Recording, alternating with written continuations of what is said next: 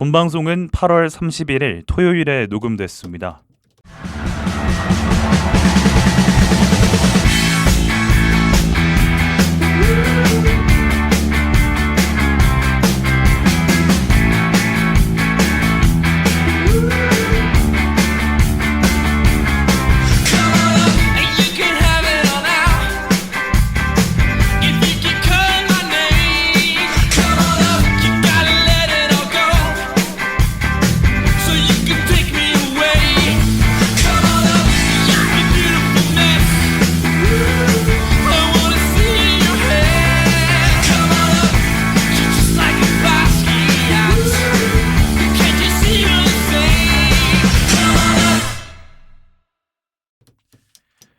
고품격 야구라디오 야자수 힘차게 문을 열겠습니다.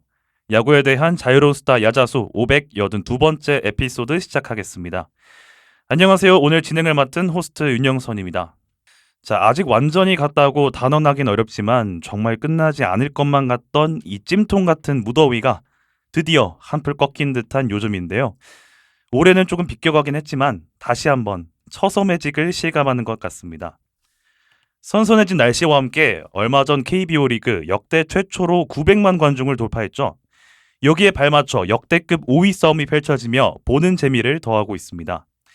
자, 메이저리그에서는 아시아 특급 선수죠. 오타니 선수가 40-40을 넘어 43-43을 달성하며 MVP 트로피에 본인의 이름을 조금씩 새기고 있습니다. 자, 그럼 이제 오늘 방송 PD님 그리고 패널분들 소개를 또 드려야겠죠. 김예찬 PD님, 이현우님, 그리고 조승환님 모셨습니다. 안녕하세요. 안녕하세요. 네, 안녕하세요. 네, 오늘 방송 시작에 앞서서 오늘 방송을 시작으로 이제 처음으로 팟캐스트 참여하시는 분들이 계셔서 소개를 또 드리도록 하겠습니다. 자, 가장 먼저 이현우 위원님 자기소개 부탁드릴게요. 네, 안녕하세요. 저는 스포티비에서 메이저리그 해설을 하고 있는 이현우라고 합니다. 반갑습니다. 네, 네이버에서는 오늘의 MLB도 연재를 하고 있고요.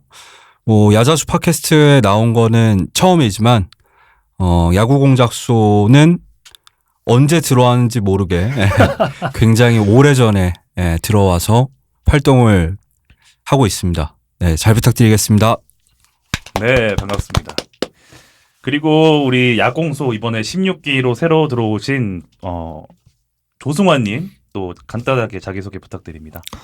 네, 안녕하십니까. 이번에 야구공작소 16기로 새로 합류하게 된 조승화라고 합니다. 소속팀은 칼럼팀이고 아직 제대로 된 활동은 시작은 안 했지만 야구를 좋아하는 마음으로 야구공작소 활동 열심히 하도록 하겠습니다. 잘 부탁드립니다. 네, 감사합니다. 자, 오늘 방송 주제 이제 소개를 드릴 텐데요. 어떻게 소개할까 하다가 이 주제 관련해서 공통되는 세 단어를 한번 준비를 해봤어요. 청취자분들 어떤 주제인지 한번 맞춰보시죠. 자, 첫 번째 키워드 고양입니다. 그리고 두 번째 키워드 최백호. 마지막 키워드는 의사입니다. 고양이, 최백호, 의사. 어떤 주제인지 조금 짐작이 가시나요? 혹시 패널분들은 뭔지 아시겠나요? 오늘 주제. 전 이거 보고도 저는 이거 봐도 몰랐어요. 지금도 솔직히 긴가민가 해가지고. 저는 사실은 알았는데 요즘 분들이 이 낭만 고양이를 아시나? 이런 생각이 들었습니다. 저도 듣고 알았어요. 낭만 고양이라는 노래를 알고 있었는데 뒤에 최백호라는 키워드는 솔직히 몰랐어요. 지금 설명을 들었거든요. 방송 시작 전에. 근데도 아직도 몰라요.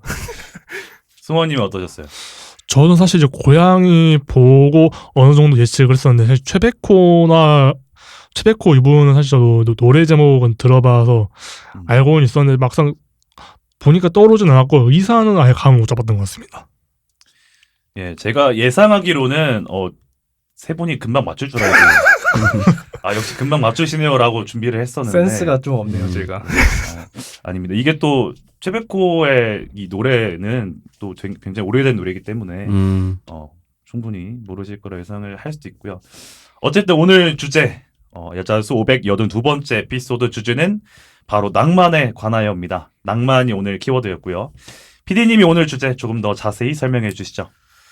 네. 일단 썸네일로 보셔서 많은 분들이 아시겠지만 낭만에 관하여 오늘은 좀 길게 이야기해볼까 합니다. 사전적으로 낭만이라는 게 네이버에 검색하면 바로 나오는 건 현실에 매이지 않고 감상적이고 이상적으로 사람이나 사물에 대한 태도나 심리 또는 그런 분위기라고 하는데 우리 삶에서 뭐 나름 낭만이라는 단어는 종종 쓰이고 있다라고 개인적으로 생각을 하는데 특히 스포츠에서는 특히 야구에서는 많이 언급되는 개념이라고 전 개인적으로 생각을 합니다.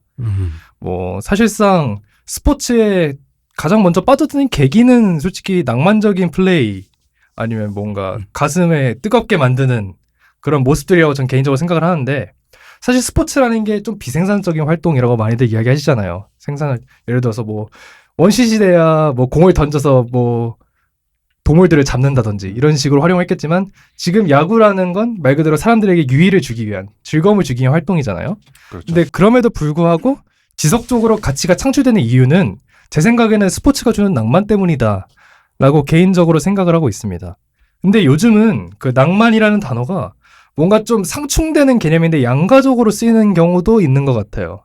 뭔가 그리고 밈적으로 사용되는 경우도 뭐 인터넷이나 오프라인에서 본 것 같고 그리고 오랜 시간 동안 야구를 봐오신 분들의 입장에서는 뭐 지금 청취자분들께서도 대부분 야구를 많이 보신 분들이 많으실 텐데 요즘 스포츠는 예전보다 낭만이 부족하다. 뭔가 좀 더 삭막하고 기계화된다. 라는 이야기를 뭐 야구뿐만 아니라 종목을 불문하고 많이 듣게 되는 것 같습니다. 그래서 이번 방송은 그렇게 이야기가 나온 낭만이 무엇인가에 대한 정의를 저 포함해서 이제 패널분들도 그렇고 호스트님도 그렇고 내려보고자 합니다. 과거에 낭만 넘치는 이야기와 서사를 좋아하시는 분들에게는 오늘 방송 그리고 목요일에 회전이 방송이 꽤나 흥미로운 시간이 될 수도 있겠다. 그리고 거기서 이어나가서 이제 야구의 변화와 미래까지 포괄적으로 하지만 딱딱하지 않게 말 그대로 낭만이라는 말뜻처럼 자유롭고 화려한 방송이 되지 않을까 싶습니다.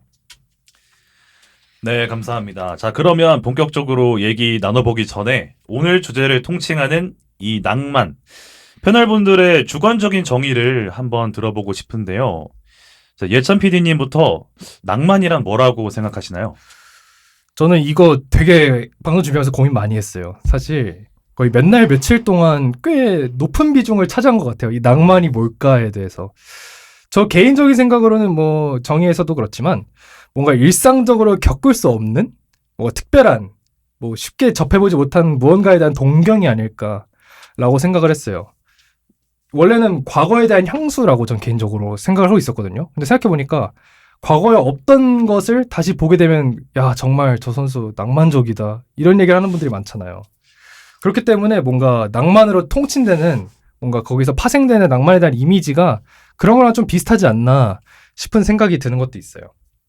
저는 이제 이 낭만이라는 단어를 저도 이제 네이버에서 찾아봤는데 제가 뜻에서 낭만이라는 단어의 뜻에서 가장 좀 꽂혔던 그런 부분이 바로 현실에 매이지 않으려는 점에 저는 주목을 했는데요. 그래서 비현실적이지만 사람에게 감동과 울림을 주거나 사람의 소망이 투영된 희망사항과 관련된 감정이 아닐까 저는 생각을 했습니다. 결국에는 회색빈 현실을 이겨내기 위한 도피처 혹은 뭐 아름답게 기억하는 과거의 기억에 대한 그리움과도 관련이 있다고 저는 생각을 합니다.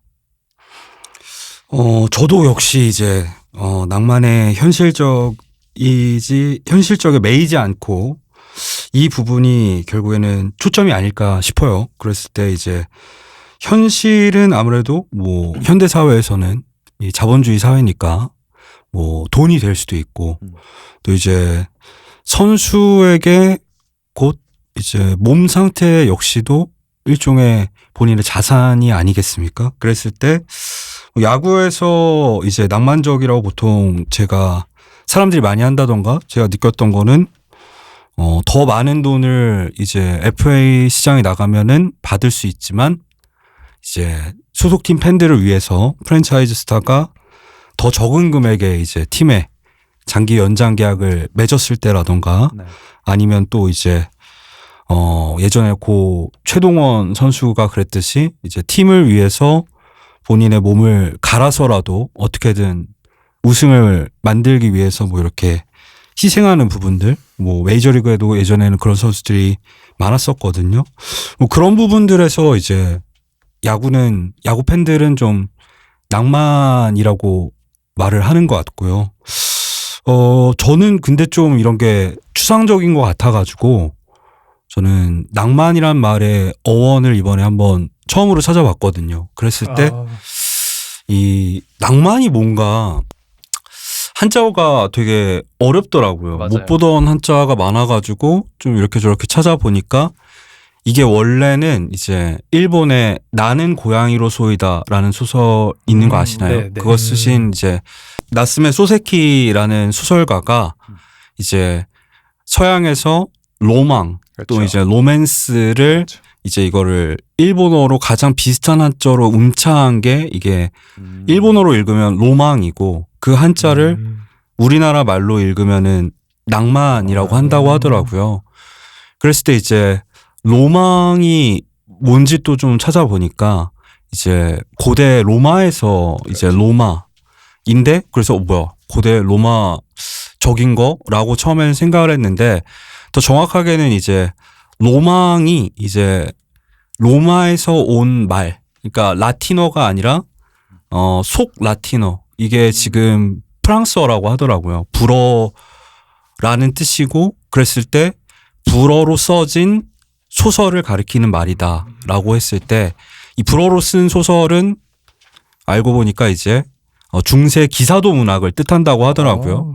그러니까 중세 기사도 문학에서 뭐 이제 공주님을 구하러 이제 기사가 그렇죠. 간다던가 아니면 이제 궁정식 사랑이라고 하잖아요. 이제 뭐 어떤 귀부인을 사랑하는 기사가 뭐 자기 몸을 희생을 한다던가 이런 게 좀 와닿지 않는다면은 그 돈키호테 소설에 나오는 이 주인공이 뭐 돈키호테가 좀 이렇게 그걸 풍자하는 거긴 하지만 뭐 풍차를 보고 돌격을 한다던가 맞아요. 어떤 여자 평민이지만 공주라고 생각을 하고 지키려고 한다던가 이런 걸 되게 우화적으로 얘기를 했는데 제가 어렸을 때 돈키호테를 보면서 저 되게 우스꽝스럽기도 한데 이건 현대사회에 없는 모습이기도 하다라는 거를 주인공을 보고 느꼈잖아요.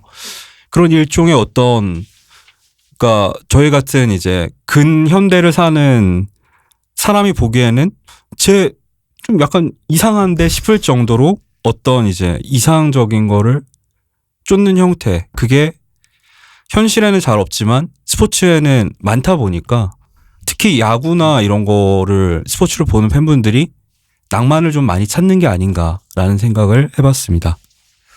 저는 방금 이 얘기를 들으면서 그 돈키호테를 실제로 세르반테스가 저작했던 톨레도에 갔다 온 적이 있어요. 거기 네. 라만차 지역에 있는 메노우 라만차라고 하잖아요. 돈키호테는 보통. 거기 보면은 방금 말씀해 주신 대로 돈키호테가 약간 말씀해 주신 없는 인물상이잖아요. 약간 그렇죠. 그래서 방금 말씀하신 낭만이랑 좀 겹치는 부분도 있는 것 같아요. 뭔가 낭만이라는 게 지금 과거와 뭔가 주류에서 좀 벗어난 뭔가 좀 비효율적인 그런 느낌일 수도 있어요. 왜냐하면 좀 낭만적이다라고 우리가 말하는 건 보통 합리적인 건 아니거든요. 그렇죠. 네. 그런 느낌이 있고 근데 요새는 이제 PD님이 말씀하신 것처럼 약간 밈처럼 소비되면서 약간 좀 단어가 오염된 느낌도 맞아요. 있는 것 같아요. 예를 들면 8, 90년대 한국의 그 막 정말 어떻게 보면 야만적인 이런 저도 그 시대에 살았습니다만 그런 걸 보고 이제 낭만의 시대라고 하는데 좀 약간 안 맞는 게 아닌가라는 생각이 그렇죠. 들기도 했고요. 저 이제 PD님이 얘기하시니까 생각나는 게 제가 예전에 간지가 뭔지에 대해서 이거는 멋이 아니라 말 그대로 이제 간지라고 하는 게 뭔지에 대해서 좀 생각을 해본 적이 있는데 제 나름대로 정의한 게 불편함을 감수하는 게 이제 간지를 만드는 거라고 생각을 하거든요. 예를 들면은 스포츠카에서 내리기가 진짜 막 힘들잖아요. 맞아요. 그리고 스포츠카 타면은 막 승차감이 안 좋잖아요. 덜컹덜컹거리고 막. 근데 이제 스포츠카를 타면 간지 난다고 하잖아요. 그리고 또 이제 그렇죠. 그 날씨가 이렇게 엄청 찜통인데 멋을 부리기 위해서는 여름에는 오히려 덥게 입고 아, 겨울에는 오히려 춥게 입고 이런 거 보면 와, 저 멋있다라고 하는데 그렇죠. 그런 것처럼 낭만도 뭔가 희생이 있어야 되는 것 같아요. 맞아요. 예. 그래야지 낭만이 아닌가. 제가 이 얘기를 계속 하니까 덧붙이고 싶은 건 오히려 과거에 이제 위원님께서 말씀해 주셨다시피 계속 그런 사회 분위기가 형성되어 왔었잖아요. 그래서 요즘에는 뭔가 그거에 또 반대되는 입장을 많이 취하려고 하시는 것 같아요. 뭔가 좀 제 개인적인 뭐 입장입니다만 좀 뭔가 염세적으로 바뀌고 있다라는 생각을 개인적으로는 하고 있거든요. 뭔가 금전주의적으로 모든 가치를 돈으로 환산하려고 하는 것도 있는 것 같고, 뭔가 수치화하려고 하고, 뭔가 감성보다는 이성이 더 우위를 가져가는 것처럼, 뭐 감성이 요즘 그리고 인터넷이나 그렇고 조금만 뭔가 감성적인 글이나 그런 게 올라오면 저걸 오글거린다, 못 봐주겠다, 이런 이야기가 많거든요. 솔직히 제가 생각하기엔 예전에 이제 요즘 시대에 과거의 시가 다시 올라오면 이렇게 좋은 반응을 받을 수 있을까라는 생각을 해요. 고전 문학들도 그렇고. 그래서 뭐 나중에 다시 이야기하겠지만 뭐 무언가를 사랑하고 응원하고 이런 건 좀 개인적으로 다 감성의 영역이라고 생각하거든요. 이성적으로는 해결이 안 되니까. 뭐 제 생각에 결국 낭만이라는 건 정형화할 수 없는, 말 그대로 예전에 속어처럼 보이지 않는 무언가이지 않을까라는 생각을 해봅니다. 네, 패널분들의 낭만에 대한 이야기를 들어봤는데요. 낭만이라는 게 저는 그냥 한자어인가 보다 했는데 이게 로마에서부터 시작을 해서 뭐 로망 그리고 낭만 이렇게 왔다는 얘기는 저도 처음 들었으니까 놀랐습니다. 개인적으로 제가 영문과를 졸업을 했는데 이현우 위원님 말씀하시는 거 들으니까 약간 저희 전공 교수님이 와서 설명하시는 것처럼 되게 학문적인 설명 감사드리고요.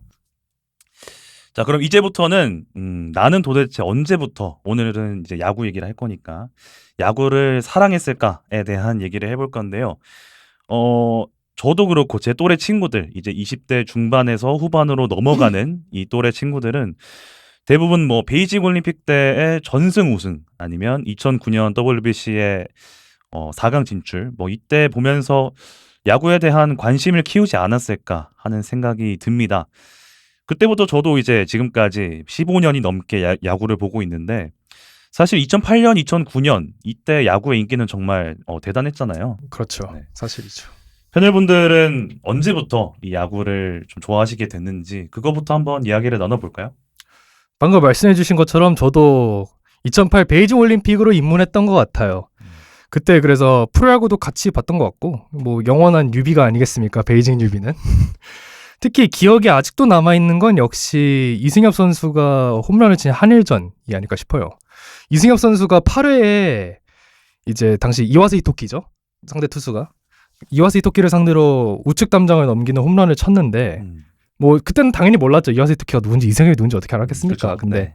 집에서 보고 있는데 우리나라 선수가 딱 홈런을 쳐서 우측 담장을 넘어가 홈런을 치고 가족들이 다 좋아했잖아요. 와 하니까 맞습니다. 저도 뭔가 그 선수가 영웅 같은 거예요, 우리나라에. 그런 것도 있었고, 뭐 나중에 알게 된 거지만 그때 이승엽 선수가 상당히 부진했었고 그 홈런으로 어느 정도 마음의 빚을 씻어냈다는 서사도 있었고, 하지만 어린 저한테는 그냥 이승엽이 저한테 영웅이었어요. 그래서 이승엽이 어느 팀 소속인가 보니까 2008년에는 이승엽 선수가 요미우리에서 뛰고 있었잖아요. 네. 근데 그래서 저는 어린 마음에 한국 사람인데 왜 한국에서 안 뛰지? 라는 생각을 개인적으로 했던 것 같아요. 그래서 더 찾아보니까 알고 보니까 이승엽 선수가 우리나라의 삼성 라이온즈랑 구단에서 뛰었더라. 그럼 삼성 라이온즈 팬을 해야겠다. 삼성 라이온즈가 뭔가 호감이 가고, 그렇게 되다 보니까 이제 당시 마구마구 프로야구죠. 당시 프로야구가 그렇게 더 응원하게 됐던 것 같고, MLB 입문은 진짜 저는 개인적으로 우연이라고밖에는 설명할 수 없을 것 같아요. 당시에 제가 이걸 준비하면서 기억을 해보니까 MBC ESPN인지 XTM인지 기억이 잘 안 나요. 그때 메이저리그를 어디서 중계했는지. 근데 TV를 틀어보니까 파란 팀이 야구를 하고 있었던 거예요. 그냥 삼성인 줄 알았어요, 처음에는.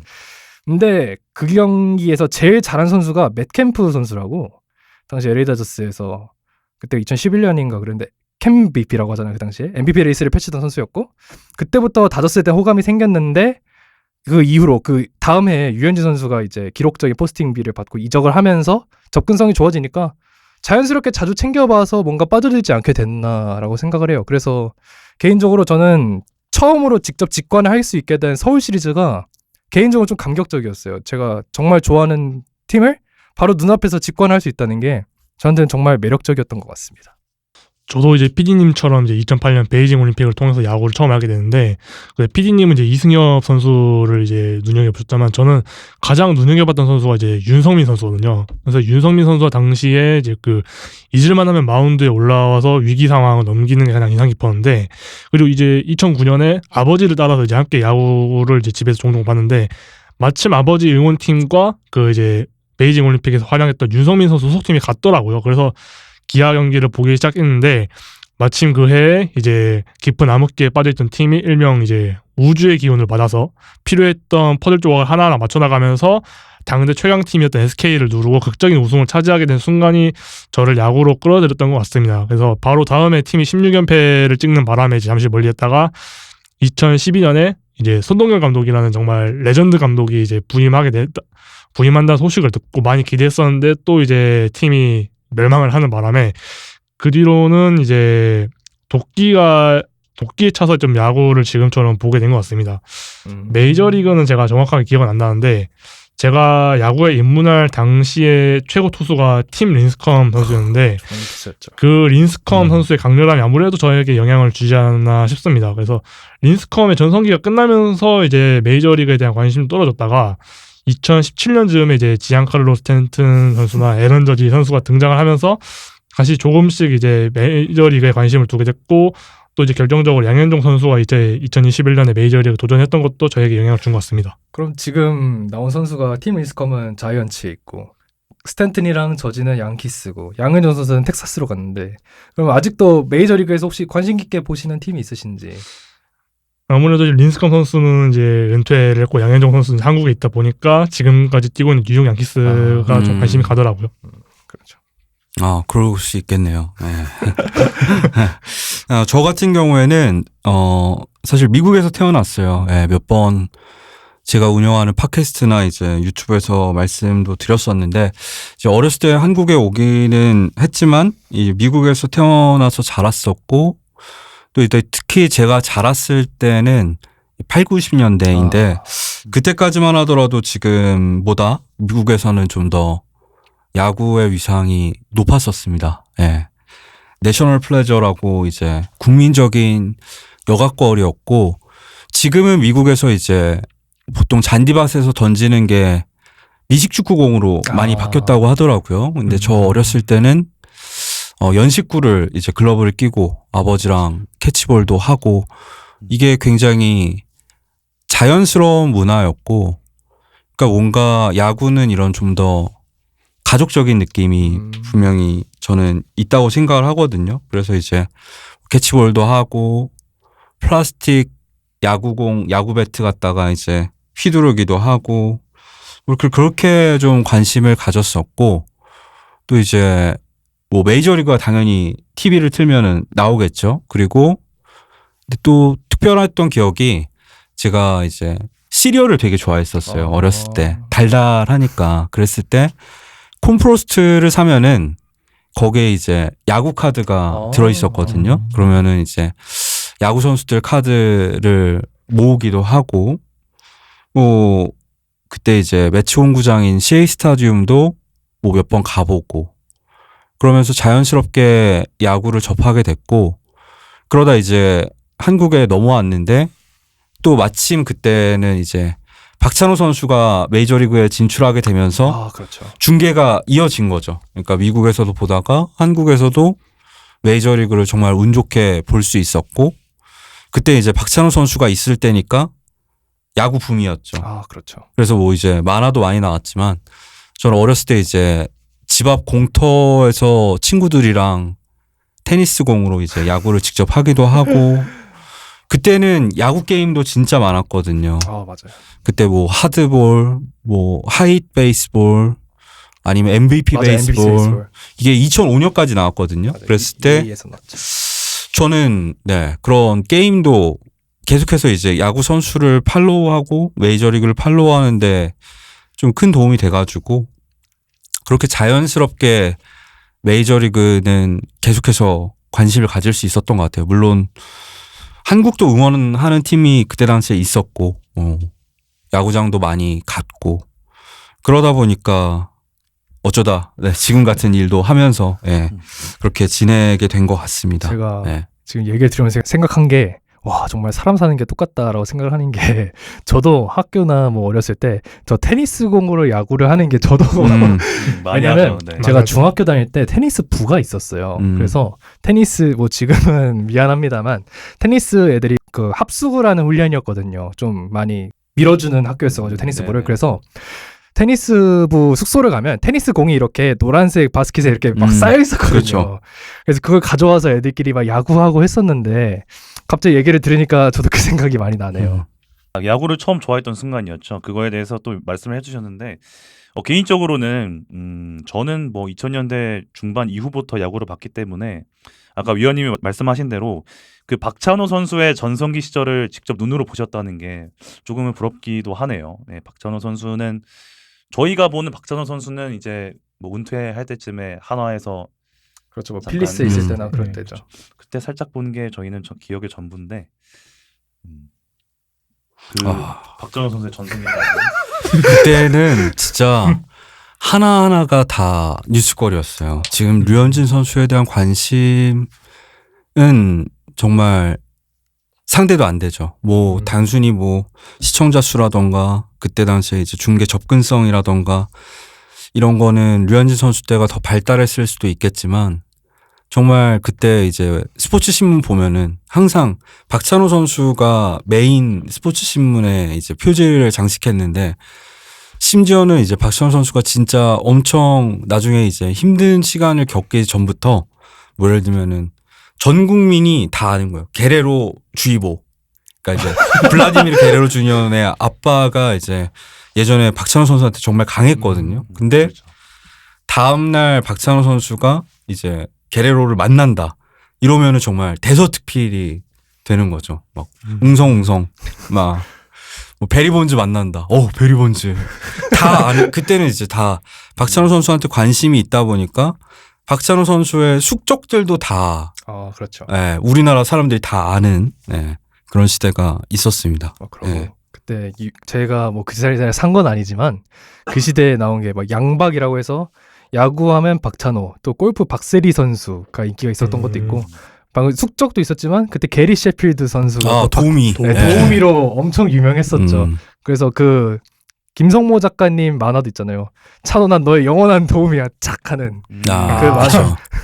그때 찬호가 아니라 찬화였습니다. 주인공 이름이. 네, 찬화였고 게리 셰필드는 실제로 우타자인데 거기선 이제 좌타자였습니다. 웃겼습니다. 그때 진짜. 네, 이렇게 또 여러분들의 야구를 사랑했던 이유에 대해서 들어봤고요. 다음은 이제 낭만이라는 단어를 좀 더 딥하게 한번 살펴보도록 할 텐데 낭만이라는 단어가 아까 PD님이 말씀해 주신 대로 꼭 스포츠 쪽이 아니더라도 어느 분야에서나 조금 흔히 들을 수 있는 그런 표현이잖아요. 그 중에서도 이 스포츠 그리고 그 중에서도 이 야구라는 종목에서 느낄 수 있는 낭만들은 어떤 것이 있을지 한번 이야기를 나눠보고 싶은데요. 어떤 것이 있을까요? 뭐 계속 얘기가 나왔지만 대표적으로 느낄 수 있는 건 역시 팀의 로컬보이나 뭐 원클럽맨이 주는 감동이 아닐까라고 개인적으로 생각을 해요. 뭐 더 좋은 금액을 받더라도 팀에 남고 뭐 팀의 프랜차이즈 스타라고 하면 뭐 다른 팀에서 넘어왔더라도 가뜩이나 사랑스러운 선수가 아니겠습니까? 예를 들어서 뭐 다저스의 무키 베츠 선수도 뭐 보스턴에서 이미 우승을 하고 넘어온 선수지만 지금 다저스에서 거의 클럽하우스 리더급으로 활약을 하고 있거든요. 근데 그렇죠. 그런 선수가 로컬보이나 원클럽맨이다? 정말 가슴을 뛰게 하죠. 뭐 예를 들어서 뭐 축구로 치면은 뭐 프란체스코 토티 로마에라든지 안토니오 디나탈레 같은 선수가 있을 거고 뭐 야구로 치면 최근 은퇴자들로 하면 뭐 웨인 라이트 선수라든지 조마오라든지 아니면 뭐 매체 데이빈 라이트 같은 선수들이 있을 수 있겠네요. 뭐 근데 제가 이거 얘기하면서 항상 생각하는 건 우리나라에서만 좀 로컬볼 운운한다고 오해하시는 분들이 가끔 계세요. 막 이 우리나라의 이 지역적인 연고주의가 어쩌고 저쩌고 하시는 분들이 있는데 사실 뭐 지명 드래프트 차이도 있었고 미국이 워낙 땅덩이도 크고 아무래도 풀이 넓으니까 상대적으로 없어 보이는 거지 사실 진짜 로컬보이 좋아하는 건 오히려 서방이에요. 진짜 당장 뭐 스토브리그 때도 커쇼가 텍사스로 루머가 계속 뜨는 것도 그런 이유가 있었고 뭐 야구뿐만 아니라 뭐 농구에서 유명한 건 르브론 제임스가 클리블랜드로 돌아갈 때 이 우승컵을 다시 자신의 홈타운에 바친다라든지 이런 이야기를 하는 걸 보면 정말 로컬보이가 주는 건 더 뭔가 의미가 크다라고 말씀드릴 수 있을 것 같습니다. 야구는 이제 기록이 스포츠라는 말이 있듯이 이제 경기 도중 발생하는 모든 상황이 기록으로 남는 만큼 야구에서 기록과 숫자는 절대 떼놓을 수 없는 요소라고 저는 생각을 하는데요. 하지만 이 기록 자체만으로는 사람들에게 감동을 주거나 하는 것은 이제 불가능한데 막 예를 들어서 뭐 20승을 했다 혹은 뭐 50홈을 쳤다 이 기록만 보면은 정말 대단하다라는 생각이 들지 막 감동을 막 받는 그런 경우는 없다고 저는 생각을 하거든요. 그래서 결국에는 보는 이에게 어떤 스토리를 통해서 즐거움과 울림 그리고 감동을 주느냐가 야구를 비롯한 스포츠에서의 낭만이 아닐까 저는 생각을 합니다. 그래서 지금 MBC에 계시는 이제 이상훈 해설위원님도 팬들은 이제 기록이 아니라 감동을 원한다는 말을 남기기도 하셨죠. 그래서 성적이나 기록은 좀 이제 부진하더라도 극적인 장면을 연출한 선수들이 팬들 사이에서 종종 회자되는 것도 기록으로는 설명할 수 없는 낭만의 숨겨진 힘이 아닐까 저는 싶습니다. 더불어 이제 뭐 데뷔했을 때부터 봐왔던 신인 선수가 성장하면서 뭐 이제 리그를 대표하는 선수가 되고 상위 리그에 진출하거나 국제 대회에서 대활약하고 혹은 이제 뭐 대기록을 세우는 모습을 보는 것도 저는 낭만의 일부가 아닌가 생각을 합니다. 뭐 저 같은 경우에도 뭐 앞서 말씀드리긴 했습니다만 이제 뭐 프랜차이즈 스타라던가 이제 로컬 보이라던가 이런 거에 대한 이제 그 선수들이 팬들의 사랑을 받은 만큼 거기에 남기 위해서 아니면 부응하기 위해서 어떤 이제 상대적으로 저렴한 금액을 받아들이면서까지 뭐 남는 것들 또 이제 특히 투수들이 그런 거를 많이 보여주는데 이제 본인이 힘든 상황에서도 팀을 위해서 경기에 나서는 모습들 뭐 아니면은 이제 부상이 있는 선수가 부상을 감내하면서까지 뭐 출전을 한다던가 뭐 이런 모습들이 좀 야구에서 낭만이 있다고 가장 많이 평가를 받는 부분이 아닌가 싶기도 하고 뭐 여기에 덧붙여서 제가 말을 하자면 이게 이제 우리나라에서는 아직까지는 좀 낯선 개념이긴 한데 이제 미국에서는 흔히 이제 꿈의 구장 혹시 영화 보셨나요? 케빈 코스트너 나오는 거. 그렇죠. 네. 그 사실은 이제 아버지와 아들의 얘기인 거잖아요. 그렇죠. 주인공의 아버지가 좋아했던 팀이 결국에는 주인공이 구장을 만들었을 때 찾아온다는 마법 같은 스토리. 그렇죠. 또 이제 영화 중에서 프리퀀시라는 영화가 있는데 그것도 이제 이미 돌아가신 아버지랑 아들이랑 통신을 하는 내용이거든요. 맞아요. 매츠 팬 부자에 대한 얘기입니다. 그랬을 때 미국에서 낭만 포인트 중에 하나는 뭔가 아버지와 아들 이런 느낌인 것 같아요. 그게 뭐 부자 야구 선수들 대표적으로 이제 켄 그리피 주니어랑 켄 그리피 시니어랑 꿈의 구장에서 야구할 때 그 옥수수 밭을 가르면서 이렇게 나타나서 뭐 캐치볼을 한다던가 이런 아버지와 아들로 설명되는 이런 가족적인 그런 거를 미국에서는 굉장히 낭만이 있게 보는 것 같더라고요. 그랬을 때 이제 부자 야구 선수, 그러니까 2세 야구 선수에 대한 관심도 단순히 뭐 일반 사회에서 생각하는 금수저 이렇게 보는 게 아니라 그 아버지에 대한 추억이 그 아들 선수를 보면서 떠오르는 거죠. 그렇죠. 그래서 토론토라던가 이제 캐나다 야구 팬들이 게레로 주니어가 못할 때도 되게 특별하게 사랑을 하는 이유는 그 아버지가 캐나다 지역에서 그렇죠. 쌓은 이런 레거시가 있기 때문에 그런 것 때문에 이제 아들한테까지도 이렇게 전가가 되고 그러다가 블라디미르 게레로 이제 시니어죠. 가 갑자기 토론토에 시구를 하러 나타나. 그러면 이제 낭만 있다. 그렇죠. 이렇게 박수 치고 약간 그런 분위기가 있는데 어쨌든 우리나라도 이제 프로야구 역사가 꽤 오래됐잖아요. 그렇죠. 82년에 어쨌든 됐으니까. 40년을 넘었죠 이제. 그래서 이제 부자가 같이 뛸 수도 있는 시대가 저는 분명히 온다고 보거든요. 그때 지금도 뭐 있긴 하지만 더 많아졌을 때 분명히 이런 것들에 대한 얘기도 나올 거다. 그래서 저는 아쉬운 게 이정우 선수가 기아에서 뛰면 어땠을까 이런 생각을 그러면 진짜 난리 나는 거죠. 지금 받는 인기의 몇 배를 받지 않았을까요? 그리고 방금 얘기해 주시니까 생각나는 게 그 꿈의 구장이라는 영화의 배경이 아이오와잖아요. 그쵸. 아무래도 미국에서 그 구장 메이저리그 팀이 없는 그 지역인데 거기서 제가 기억나는 명대사가 그거예요. Is this heaven? 하고 물어보니까 No, it's Iowa. 라는 대사가 있어요. 그런 것도 있고 뭔가 아까 말씀해 주셨다시피 미국에서 야구가 차지하는 위상이 아무래도 가족적인 스포츠의 이미지를 가져가잖아요. 그 케빈 코스트너라는 배우가 네. 꿈의 구장 말고 야구 관련된 영화를 몇 개 더 찍었어요. 그게 다 좋은 평가를 받았고 우리나라에서 개봉을 했는지는 모르겠는데 그 For Love of the Game이라는 영화가 있어요. 그 90년대인가 나왔던 영화인데 우리나라에서 좋은 영화죠. 개봉을 예. 했나 모르겠어요.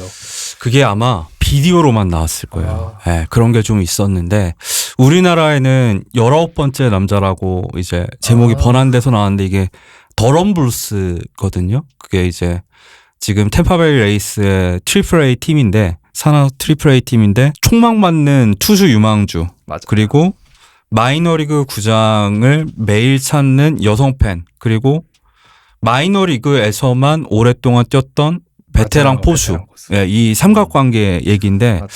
이것도 진짜 케빈 코스터너가 당연히 주연이었고 뭔가 이쪽 연기에 장인 같은 느낌이 맞아요. 있죠. 약간 예. 스포츠 영화에. 그리고 아까 말씀하신 아버지와 아들도 우리나라에서 제가 기억에 나는 게 뭐 이정호 선수 얘기는 당연히 다 아실 거니까 각설하고 예전에 삼성 라이온즈랑 한화 이글스에서 뛰던 이성곤 선수라는 선수가 있었어요. 있었죠. 네. 그 선수가 이제 사직구장에서 홈런을 칠 때 그때 이순철 위원님이 지금 해설위원이시니까 해설을 하시고 이제 그 다음에 이제 야구 리캡 하는 프로그램 있었잖아요. 거기서 싸이의 아버지라는 노래를 배경 음악으로 깔고 홈런을 치면서 이제 이순철 위원님의 현역 시절 모습과 이성곤 선수의 모습을 이렇게 교차 편집하면서 보여주는 영상이 지금도 유튜브에 있는지 모르겠어요. 네. 근데 진짜 처음 보면 엄청 감동적이에요. 그게 정말 대를 잇는 말씀해 주신 대로 대를 잇는 모습을 보여주는 거에서 뭔가 감동을 받는 것도 있는 것 같고 뭐 그거 외에도 뭔가 서사가 있는 우승들이 있잖아요. 뭔가 그냥 강팀이 탑독이 우승하는 것보다 뭔가 언더독들이 가져가는 우승이라든지 뭐 학창 시절에 대한 로망과 향수들이 다들 가지고 계시잖아요. 그렇기 때문에 보통 사람들이 제일 낭만적이다라고 평하는 야구는 이제 일본의 고시엔이라든지 고시엔의 뭐 유명한 일화는 나중에 다시 말씀드리겠습니다만 그런 것도 있는 것 같고 특히 포스트 시즌에 뭔가 낭만이라는 이야기가 많이 나오는 것 같아요. 뭐 미스터 옥토버들의 활약이라든지 그리고 뭔가 시즌에서 나오는 뭐 시즌 단위의 마일스톤보다는 한 선수가 일생을 다 바치면서 쌓아온 대기록들을 달성하는 순간에 정말 감성을 자극하는 것 같아요. 제 개인적으로는. 네, 세 분의 또 얘기를 들어보니까 정말 이 꼭 야구뿐만 아니더라도 어떤 스포츠든지 간에 이 원팀맨이라든지 아니면 뭐 가족 이야기가 들어가면 낭만이 빠질 수가 없는 것 같아요. 그렇죠. 뭐 NBA를 보더라도 이번에 르브론 제임스의 아들이 아 맞아요. 드래프트 때 또 뽑혔잖아요. 같은 팀으로. 뭐 그런 낭만이 있을 수도 있고 뭐 원팀맨은 뭐 랜더스의 최정 선수, 그렇죠. LG의 박용택 선수 이런 원팀맨이 주는 그런 감동, 낭만이 진짜 뭐 야구뿐만 아니더라도 다른 스포츠에서 많이 느낄 수가 있는 것 같습니다. 야구에서 볼 수 있는 뭐 낭만에 대해서 얘기를 했는데 구체적인 사례를 좀 더 들어보고 싶네요. 구체적인 사례 어떤 것들이 있을까요? KBO도 그렇고 MLB도 그렇고 뭔가 좀 태동기라든지 오래된 일화 중에 기억에 남는 게 전 개인적으로 좀 많습니다. 뭐 일반적으로 2010년대 중반 이전까지가 좀 일화들이 많은 느낌이라고 전 개인적으로 생각을 해요. 왜냐면 뭔가 야구의 역사를 수놓는 정말 기라성 같은 일화들이 많잖아요. 뭐 야구의 대를 잇는 야구 선수 이야기들도 분명 나왔고 기억에 남는 건 이제 사실인지 모르겠습니다만 이제 옛날 제키 로빈슨 선수가 네. 처음에 이제 메이저리그에 진출했을 때 정말 많은 당시엔 사회적 분위기가 아무래도 호의적이진 않았잖아요. 이제 브랜치 리키 단장이 영입을 하고 그 당시에 제키 로빈슨 선수가 이제 브루클린 다저스의 인필더로 나왔는데 그 당시에 아마 시카고였을 거예요. 시카고에서 출장을 했을 때 정말 많은 당시 관중들이 야유를 했단 말이에요. 어떻게 흑인 선수가 메이저리그의 인필더로 뛸 수가 있냐라고 할 때 이제 지금 다저스의 영국 앨범인 피윌리즈 선수가 당시 유격수였습니다. 멤버 피윌리즈 선수가 제키 로빈슨에게 가서 어깨 동무를 이렇게 해주는 그래서 실제로 그건 영화화 됐던 걸로도 알고 있어요. 포리스라는 영화가 있는 걸로 알고 있고 그런 식으로 했을 때 그런 이야기들이 정말 인간적으로 뭔가 감동을 주는 것 같아요. 그건 약간 느낌이 달라요. 예를 들어서 오타니 선수가 지금 정말 기록적인 플레이들을 하고 있잖아요. 막 50-50을 달성한다 만나는데 저 개인적으로 50-50은 2A에 비하면 좀 낭만이 떨어진다고 저 개인적으로 생각해요. 뭔가 낭만적인 플레이와 경이로운 플레이는 약간 좀 다르다고 개인적으로 생각을 하거든요. 뭔가 말씀 주신 대로 정말 자신의 몸을 갈아서 뭐 인간이 이런 플레이를 할 수 있나? 라고 생각이 되는 플레이들 그런 플레이에 전 오히려 좀 더 관심이 가는 것 같아요. 저는 이제 야구를 보면서 좀 가장 낭만적이라고 느꼈던 모먼트가 두 개가 있는데, 하나는 이제 2016년 KBO 와일드카드 결정전입니다. 그래서 보통 낭만이라고 한다면은 이제 아까 PD님께서 말씀해 주셨다시피 뭐 보통 우승하는 순간을 꼽겠지만, 저는 이제 김기태 감독 부임 이후 리빌딩 과정을 거쳐 5년 만에 진출한 가을 야구에서 끝까지 포기하지 않고 그 열정과 투혼을 보여줬던 그 기아 타이거즈의 모습이 야구로 본 이래로 가장 감동적인 순간이 아니었나 싶습니다. 하위권에 머물던 약팀이 하나하나 퍼즐을 맞춰가면서 하나로 똘똘 뭉쳐 포스트 시즌에 진출하고, 그 포스트 시즌에서 지더라도 끝까지 포기하지 않는 모습을 보여준 게 야구뿐만 아니라 스포츠에서 느낄 수 있는 최고의 낭만 중 하나가 아닐까 싶습니다. 그리고 다른 하나는 이제 2019년에 펠릭스 에르난데스 선수의 친정팀에서의 마지막 선발 등판인데, 생중계로 본 것은 아니지만 이제 진심으로 자신의 소속팀을 사랑했던 에이스와 그 에이스를 또 사랑했던 팬들의 진심이 저는 절절하게 느껴졌던 것이 가장 인상 깊었던 기억이 있습니다. 이제 모든 레전드라고 하더라도 항상 아름답게 떠나갈 수 있는 것이 아닌데, 그렇죠. 한 시대를 풍미했던 그런 대선수가 자신을 진심으로 응원해줬던 팬들과 가장 아름답게 이별하는 모습이 저는 가장 낭만적인 모습이라고 생각을 했습니다.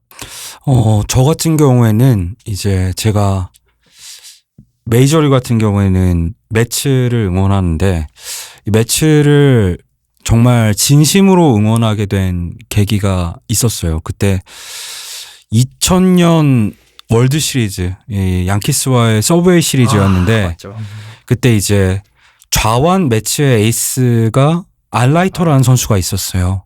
이 선수가 뭐 사이영상급 투수는 아니었지만 어쨌든 매치에서는 1선발 역할을 해주는 선수였는데, 이 사실은 그때는 지금이야 뭐 4일 휴식 후 등판이라던가 이런 것들이 좀 어느 정도 보편화가 됐었지만, 그때는 사실은 에이스급 투수들은 3일 휴식 후 등판도 굉장히 흔하게 빈번했죠.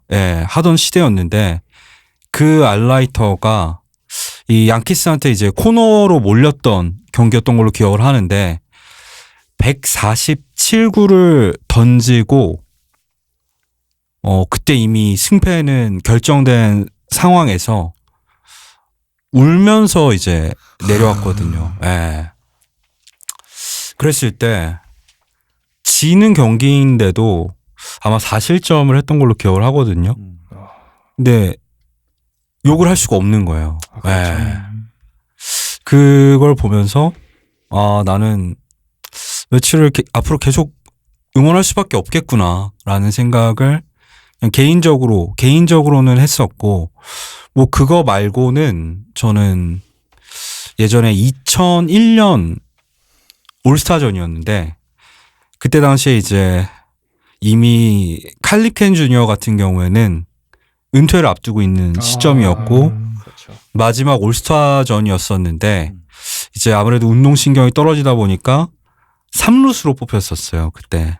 근데 유격수 올스타로 뽑힌 이 지금은 약쟁이가 된 알렉스 로드리게스가 네.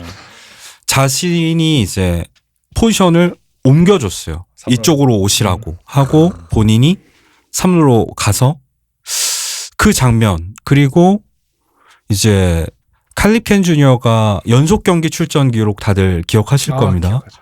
2600경기를 넘게 이제 연속 출전을 한다는 게 야구 팬분들이 얼마나 힘든지 알잖아요. 그래서 별명도 이제 아이언맨. 그렇죠. 이게 그것도 유격수랑 3루수로서 이런 연속 경기 출전을 했을 때, 이제 그게 물론 정말 대단하지만 나중에는 그런 게 있었거든요. 구단이 못 멈춰요. 구단이 멈추는 순간 그 감독은 쓰레기가 되는 거고, 그렇죠. 팬들도 그거를 원하지 않아요. 그랬을 때 끊을 수 있는 방법은 본인 스스로가 결단을 내리는 수밖에 없었거든요. 그랬을 때 칼리켄 주니어가 부진하던 시기에 본인이 자청해서 경기에서 빠지면서 그 대기록이 완성이 됐습니다. 그러니까 끊겨야지 그게 기록이 되는 거잖아요. 그랬을 때 왜 칼리켄 주니어가 없냐. 정말 구장은 난리가 난 거예요. 근데 칼리켄 주니어가 덕아웃에서 앞으로 나와서 모자를 벗어서 이제 관중들한테 커튼콜을 받던 그 장면, 그리고 나서 이제 경기 끝나고 이제 인터뷰를 한 거죠. 내 스스로가 결정을 했어야 됐고 오늘이 바로 그날이다. 라고 했던 인터뷰를 보면서 그때 근데 참 대단한 게 이거를 한국 중계였거든요. 그때 이제 경인 방송이었던 걸로 기억하는데 그거를 다 틀어줬었어요. 끝나고 인터뷰까지. 그래서 덕분에 다 볼 수 있었는데 와 진짜 멋있다 이렇게 생각을 했던 기억이 납니다. 정말 말씀해 주시는 걸 들으면 생각하는 게 그런 말 있잖아요. 박수 칠 때 떠나라 라는 말이 있죠. 근데 정말 저는 오히려 그 말이 어떤 의미에서 대단하다고 생각하는 게 그런 수거가 있잖아요. 떠나야 될 때 떠나는 자의 뒷모습은 얼마나 아름다운가라는 말이 있잖아요. 예를 들어서 뭐 방금 칼리켄 주니어 얘기도 해주셨습니다만 정말 뭐 우리나라로 따지면 이승엽 선수라든지 이대호 선수라든지 뭐 양준혁 선수는 좀 외압이 있어서 떨어졌지만 이승엽 선수 같은 예를 들어보면 본인의 은퇴 경기에서 연타석 홈런을 치면서 정말 마지막 홈런 타자의 모습을 국민 타자로서 보여준 모습도 생각이 나고 또 메이저리그로 치면은 최근에 푸얼스 선수가 세인트루이스로 처음에 복귀를 할 때 이제 당신의 700홈런 달성 정이죠. 네. 이제 1년에 250만 달러를 받고 세인트루이스 카디널스와 계약을 했는데 그 당시에 이제 물론 푸얼스 선수 본인은 나는 LA 다저스에서 뛰면서 뭔가 내 안에 열정을 되찾았다라고 말을 하면서 복귀를 하긴 했지만 솔직히 많은 분들이 푸얼스 선수가 세인트루이스 카즈로 돌아갔을 때 700홈런은 달성하기 힘들지 않겠냐라는 이야기를 많이들 하셨어요. 하지만 오히려 거기서 더 부활을 해서 703홈런을 쳤죠. 결국 마지막에.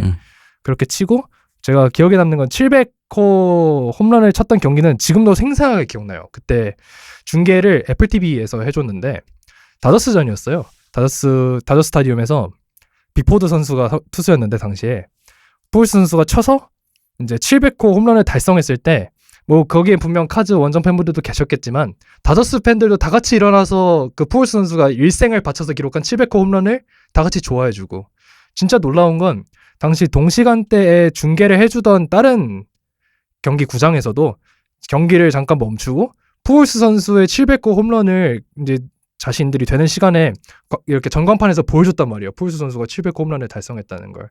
근데 그 경기장에 있는 선수들이랑 관중들도 다 하나같이 다 좋아해 주시고 그런 게 전 개인적으로 야구가 주는 낭만인 것 같아요. 또 최근에 뭐 몰리나 선수나 웨인라이트 선수가 세인트루이스에서 은퇴하기도 했고 특히 뭐 웨인라이트 선수는 좀 과정이 힘들었습니다만 결국 200승을 달성하고 은퇴했잖아요. 이제 은퇴를 하면서 은퇴식이 아직도 기억이 나는 게 웨인라이트 선수가 은퇴를 할 때 이제 강아지를 선물로 받았잖아요. 은퇴식에서. 강아지를 선물로 받으면서 자신이 아름답게 떠나고 또 카브레라, 미기도 이번에 은퇴를 했고 그렇게 뭔가 한 시대가 끝나가는 모습을 보면서 좀 뭔가 느낌이 다른 좀 뭔가 뭉클해지는 것 같아요. 가슴 한켠이. 그런 게 어쩌면 낭만이 될 수도 있겠다라는 생각을 하고 또 방금 킹펠리스 얘기하시니까 한 가지 생각나는 건 제가 가장 최근에 이제 퍼펙트 게임을 달성한 선수가 이제 양키스의 도밍고 헤르만 선수잖아요. 네. 이건 좀 양키스 팬분들이 혹시 계시면 죄송합니다만 좀 퍼펙트 게임이 뭔가 느낌이 달라요. 이게 뭐라고 말씀드려야 될지 모르겠는데 뭔가 달라요. 뭔가 킹펠리스가 딱 그때 디트로이트전이었나요? 그때 퍼펙트 게임을 달성할 때 펠리스 헤르난데스가 퍼펙트 게임을 달성할 때 딱 삼진 들어가서 뒤를 보면서 이렇게 발 치켜 들고 그때 이제 세이프코 필드잖아요. 거기서 이제 킹스 코트의 노란색 그렇죠. 이제 물결이 킹펠리스한테 다가오는 건 진짜 개인적으로 와 진짜 낭만 있다. 낭만 그 자체다라고 생각을 하고 있었는데 도밍고 헤르만 선수가 퍼펙트 게임을 달성했을 때는 뭔가 느낌이 달랐어요. 똑같은 퍼펙트 게임인데 혹시 이건 어떤 것 때문인지 알 수 있을까요? 혹시 패널분들의 의견 있으실까요? 그냥 저는 호감도의 차이가 아닐까 네. 생각을 하고 저는 그냥 갑자기 든 생각인데 이제 좀 아쉬워요. 뭐가 아쉽냐면 킹펠릭스 같은 경우에는 거기서 이제 마지막 홈에서의 그 멋진 마지막 등판 그렇죠. 그리고 다들 환호를 받았는데 사실 뒷얘기가 있죠. 펠릭스는 거기서 본인은 선수 생활을 더 이어가고 싶었기 때문에 맞아요. 그렇죠. 네, 애틀란타와의 마이너리그 계약을 선택했다가 뭔가 이제 은퇴식을 하지 못한. 그렇죠. 네. 그리고 폴스도 이제 에인절스와의 그 악성 계약이 될 뻔했지만 세인트루이스에서 다시 영웅이 돼서 거기서 끝낼 수 있었는데 에인절스와의 10년 고문 맞아요. 계약을 굳이 그 이제 받기 위해서 다시 그렇죠. 에인절스와 계약을 하는 좀 이게 물론 이제 야구 선수가 자기는 계속 할 수 있겠다는 마음이 분명히 있을 거란 말이에요. 그렇죠. 근데 그거를 딱 끊는 거. 그러니까 말씀하신 대로 이제 떠나야 될 때를 알고 딱 멈추는 거. 그게 정말 힘들다는 생각을 이번에 조이보토 은퇴를 보면서도 했어요. 맞아요. 지난해 사실 신시내티와의 계약이 끝났을 때 거기서 그냥 은퇴를 선언을 했더라면 아름답죠. 그럼 미기처럼 아마 이제 구장 투어도 했을 거고 맞아요. 마지막 경기에서 정말 박수를 받으면서 끝났을 텐데 이제 난 더 할 수 있다라고 하다가 뭐 네, 원클럽맨으로 끝나긴 했죠. 왜냐 마이너리그에서 마이너리그 콜업되지 많이 못했으니까. 네, 근데 좀 쉽지만은 않은 것 같아요. 네, 그렇게 딱 끊는 게. 네. 그렇게 정점에 올라간 선수들한테는 쉽지 않은 것 같긴 해요. 뭔가 자신이 더 할 수 있다는 걸 뭔가 아까 칼리켄 주니어 같이 끊는 게 진짜 어려운 것 같아요. 그 맞아요. 정점에서 끊는다는 게.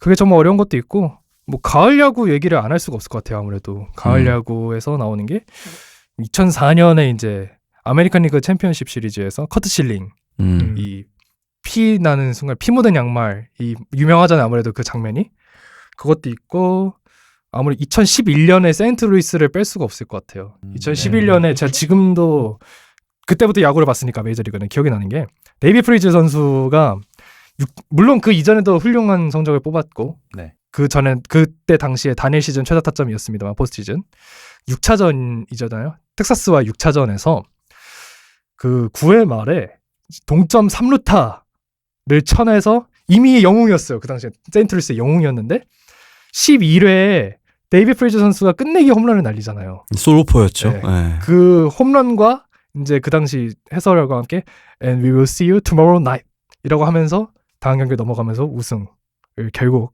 세인트루이스가 가을 좀비라는 이름을 가지게 된 어떤 이유인 것 같기도 하고 그 이후로 뭐 프리즈 선수는 다저스에 와서도 쏠쏠하게 활약을 했습니다만 다저스의 가을 암흑 기운이 아무래도 셌던 거 안던 것도 같고 가을 야구에서 또 2007년에 콜로라도 로키스의 락토버 시즌 락토버 시즌에서 제가 기억에 남는 건 콜로라도 로키스가 그 당시 가을 야구에서 선전을 할 때 그 당시 콜로라도 로키스의 주축 선수들은 대부분 다 드래프트에서 나온 자체 팜 출신 선수들이라는 거예요. 뭐 토드 헬튼도 있었고요. 맥칼러데이라든지 툴로이츠키라든지 투수 뭐 제프 프란시스 이런 선수들이라든지 뭐 게러드 애킨스 이런 선수도 있고 그런 선수들이 다 콜로라도 로키스에서 좋은 활약을 펼치면서 와일드카드에서 시작을 했잖아요. 그 당시 콜로라도 로키스는 2007년에 거기서 쭉쭉쭉 연승해 갔습니다만 물론 뭐 월드 시리즈에서는 수입하긴 했습니다만 그 당시 콜로라도 로키스가 보여준 그 정말 화려한 야구가 기억에 남는 것도 있고 2014년 15년에 캔자스 시티 불펜 3대장이라고 아마 그때부터 우리나라의 캔자스 시티라는 구단이 많이 알려진 것 같아요. 그때 켈빈 헤레라, 웨이 데이비스랑 2014년에 그렉 홀랜드였는데 못 나왔어요. 맞아요. 그렉 홀랜드가 못 나왔고 그 다음에 이제 2015년이죠. 진짜 우승을 했을 때 2014년에는 이랬었고 2015년에 켈빈 헤레라, 웨이 데이비스 그다음에 라이언 메드슨 맞아요. 라이언 메드슨이 나왔던 기억이 있는데 그때 정말 그때도 이제 삼성이 한창 우리나라에서 인기였잖아요. 그때 조카 라인이 유명을 했었고 근데 또 2014년 월드시리즈 생각하면 범가너 선수가 또 우리나라 뭐 최동원 선수가 가을 야구에서 계속 회자되는 것처럼 그렇게 역투를 펼치면서 우승을 시켰던 것도 있고 그렇게 뭔가 가을 야구가 아무래도 혹시 뭐 기억에 남는 사례가 있으신지 이거 외에도 뭐 사실 그러니까 메이저리그에서 이제 지역 팬들의 사랑을 받는 선수들 중에서 그런 선수들이 많죠. 뭐 예를 들면은 토론토의 1990년대 초반 2연패 때 6차전에서 끝내기 홈런을 치면서 승리를 가져갔고 결국에 우승을 했다 보니까 아직도 토론토 가면은 밥값을 안 낸대요. 네. 뭐 그런 게 사실은 각 그 구단마다 월드 시리즈 영웅들이 있죠. 뭐 그렇죠. 그랬을 때 그 사람들은 그 구장의 관중석에서 나타나기만 해도 항상 맞습니다. 카메라가 비춰주잖아요. 그렇죠. 그러면 구장에서 다 박수가 기립박수가 나오죠. 나오고. 네. 그런 것처럼 이제 KBO 리그도 좀 더 이제 역사가 쌓이고 하면은 뭐 그런 거 나오지 않을까요? 뭐 기아로 치면은 09년에 이 멤버들 이래가지고 나지완 이제 선수. 네 다시 이제 불러서 뭐 시구도 하고 행사하면은 뭐 정말 챔피언스 필드 모인 관중들이 엄청 좋아하지 않을까 싶고 네. 그런 기억들이 혹시 구단 팬들한테는 기억에 많이 남는 것 같아요. 포스트 시즌 때가. 네. 저는 2019년 월드 시리즈 때 슈워저 선수가 가장 기억에 남는 것 같아요. 그렇죠. 당시 슈워저 선수가 이제 몸이 이제 안 좋았고 또 팔이 제대로 안 들어간다고 제가 기억을 하는데 맞아요. 그때 당시에 진짜 어떻게 보면 초인적인 투원으로 이제 당시 선발 그레인키 선수도 정말 잘 던졌는데 제가 봤을 때는 슈워저 선수의 그 투혼이 있었기 때문에 당시 워싱턴이 이제 휴스턴을 꺾고 우승을 했다고 저는 생각을 해서 저는 가장 기억에 남는 것 같아요. 뭐 그것도 있고 아까 얘기했던 일본 야구가 저희가 이제 우리나라에서 흔히 통칭되는 전 개인적으로 낭만 야구라고 하면은 약간 스몰볼 잔재 플러스 선발이 길게 끌어주는 야구라고 전 개인적으로 생각을 하거든요. 그래서 그 고시엔 일화 중에 몇 가지 생각나는 건 지난번에 한번 그 야구공작소에서 이야기가 나왔던 손수건 왕자 사이토 유키와 그때 손수건 왕자의 반대 투수가 뭐 지금은 사이토 유키보다 어쩌면 더 유명한 다나카 마사히로 선수가 그 당시 2006년인가 고시엔에서 맞붙었었고 기억에 남는 우승은 2007년이죠. 그 다음에 사가키타 공립고교가 그때 D급을 받았을 거예요. D급이라고 하면 사실상 이제 보통 고시엔이 정말 일본 애니메이션 같은 데서 나오는 정말 그냥 공부만 하던 아이들이 하는 스포츠는 아니거든요. 고시엔에 나오는 선수들은 다 그렇죠. 명문고가 네, 있죠. 그렇죠. 근데 정말 공립고교에서 물론 야구 장학생을 보통 받아서 나오는 거예요. 고시에는. 근데 그런 선수가 없음에도 불구하고 우승을 가져가는 모습이라든지 뭐 가나하시 공고라든지 2018년에 그리고 올해죠. 올해 도쿄국제고 물론 실제로는 탑독에 가깝다고는 하지만 아무래도 뭔가 최근에 뭐 여러모로 화제가 됐었죠. 도쿄국제고의 우승은 뭐 교가라든지 그런 면에서도 있었고. 일본에 그런 게 이런 낭만을 챙기려는 게 되게 많다고 느낀 게 저는 행가레 투수도 있잖아요. 네. 그러니까 재팬 시리즈라던가 고시엔에서 마지막에 아웃 카운트를 잡는 거는 대부분 이제 그 팀의 에이스. 그렇죠. 사실 이게 이제 우리나라에도 좀 KBO 리그에도 좀 생긴 것 같더라고요. 그런 개념도 그렇죠. 좀 흥미로운 것 같고 그렇습니다. 네. 고시엔이 또 2000 코로나 시기에는 고시엔을 못했잖아요. 근데 그때 그 고시엔에 참가하지 못하고 졸업한 선수들이 코로나 이후에 우리 그때 그 야구 경기를 다시 한번 해보면 어떨까라고 해서 그게 아마 그 여름을 돌려줘라는 이름으로 해가지고 그 당시 이제 기업들에게 후원을 받아서 실제로 그 고시엔에서 한신 고시엔 구장에서 개최식도 하고 그렇게 야구 경기를 효고현 근처에서 이렇게 펼쳤다는 이야기도 있더라고요.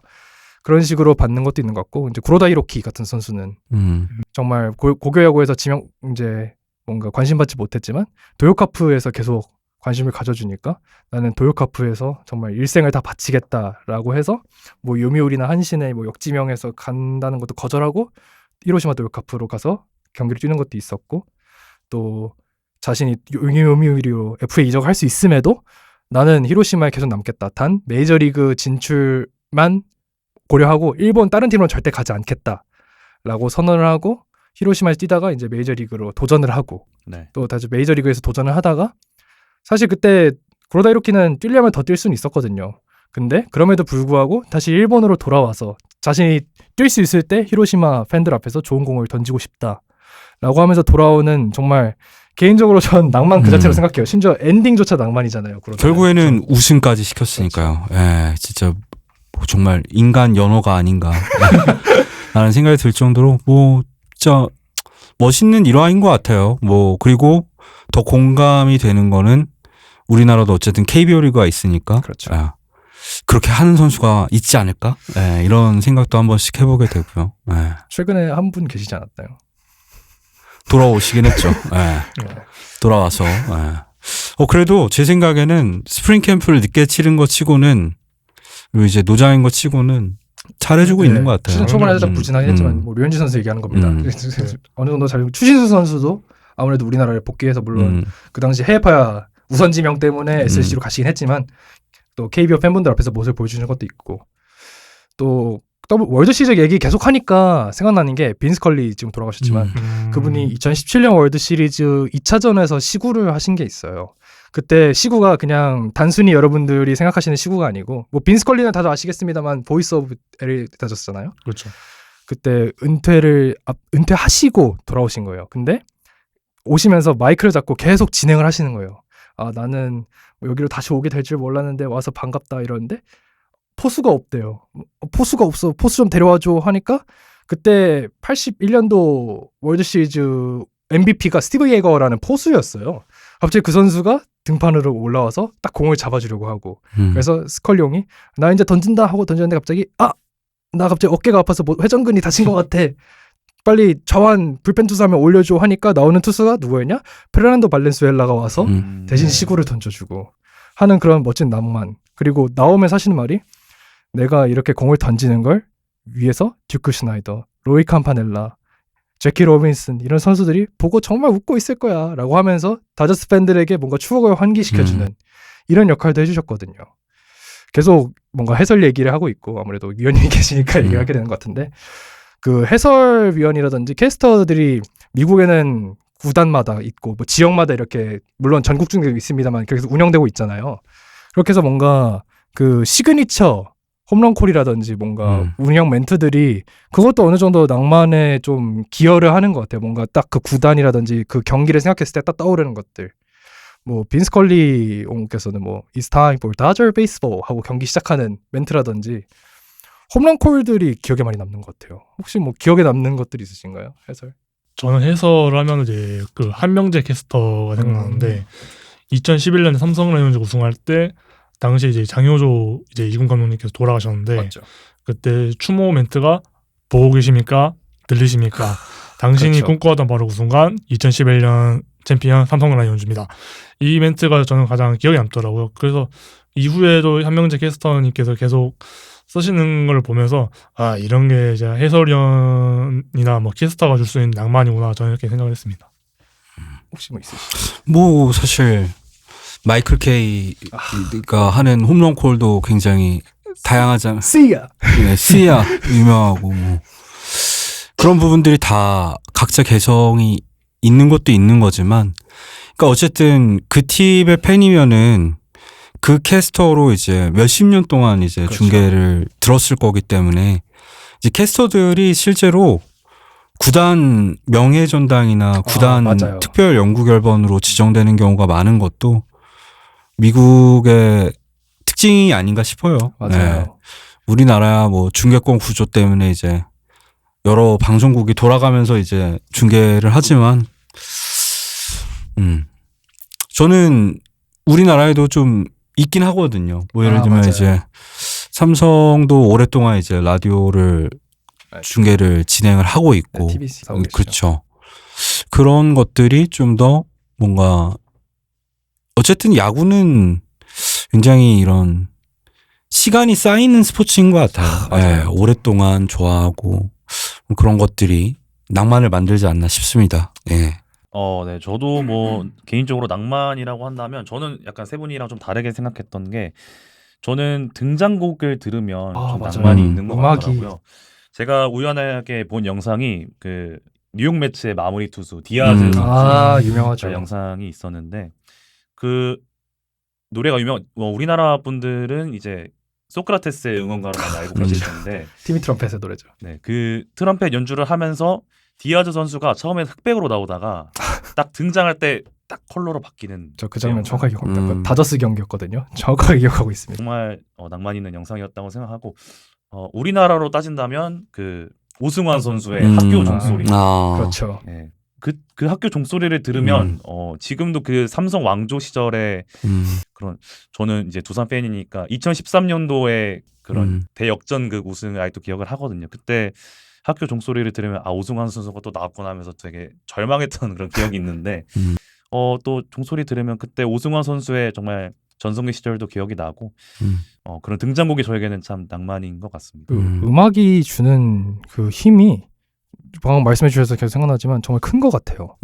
음악을 들으면 정말 그때 모습이 뭐 트레버 푸만의 종소리도 있었죠. 예전에 그것도 있었고 사실 우리나라 얘기를 먼저 하자면 네. 우리나라가 이제 7회에서 8회 넘어갈 때 구단마다 부르는 노래가 꼭 있거든요. 뭐 삼성의 엘도라도라든지 기아의 뭐 남행열차라든지 뭐 랜더스의 연안부두 같은 노래들 뭐 두산의 승리를 위하여 위하여 이런 노래들도 있고 이제 MLB를 예로 들면 보통 위닝송이 많이 나오잖아요. 뭐 세븐이닝 스트레치라고 해서 Take Me Out to the Ball Game이라는 음악도 뭐 프랭크 시나트라라고 해서 유명하지만 뭐 양키스로 치면은 뭐 뉴욕 프랭크 시나트라의 노래가 있을 거고 매츠도 그 Who Let the Dogs Out 한창 인기가 있었더라고요. 그렇죠. 매치는 이제 뭐 양키 스타디움 같은 경우에는 대부분 그래도 이제 국가를 틀죠. 예. 그렇죠.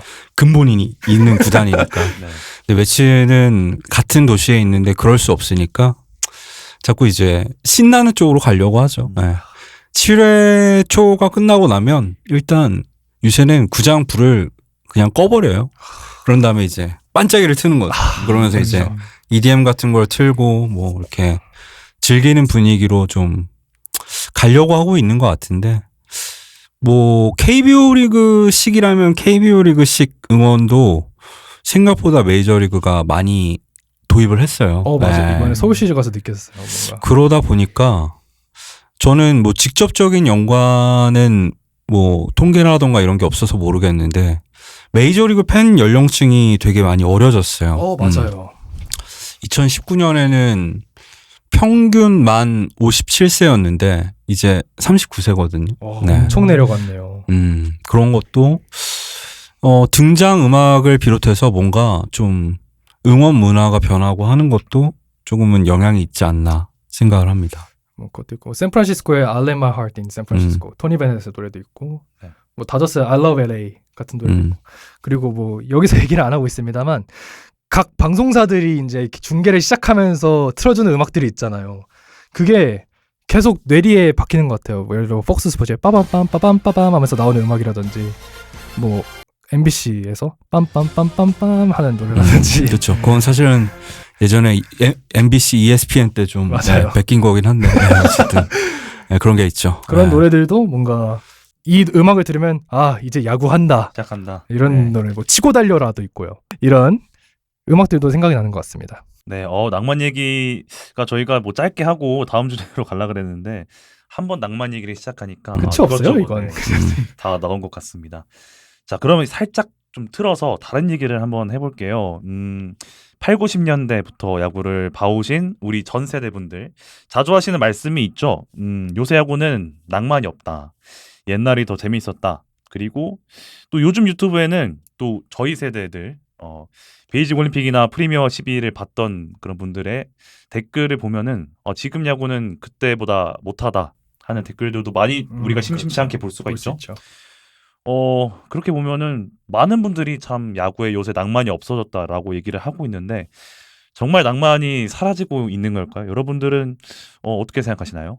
근데 사실 전 이건 좀 아이러니한 문제라고 생각을 해요. 뭔가 낭만이라는 개념이 말씀해주신 대로 막 오염되고 변형되다 보니까 뭔가 여러분들이 다르게 받아들이는 느낌이라고 전 개인적으로 생각을 하는데 좀 아이러니한 게 뭐냐면 팀에서 오랜 시간 헌신하는 원클럽의 프랜차이즈 스타는 낭만적인 선수예요. 근데 서비스 타임을 포함해서 장기 계약으로 팀에 오랫동안 남아있는 유망주는 낭만의 배반자예요.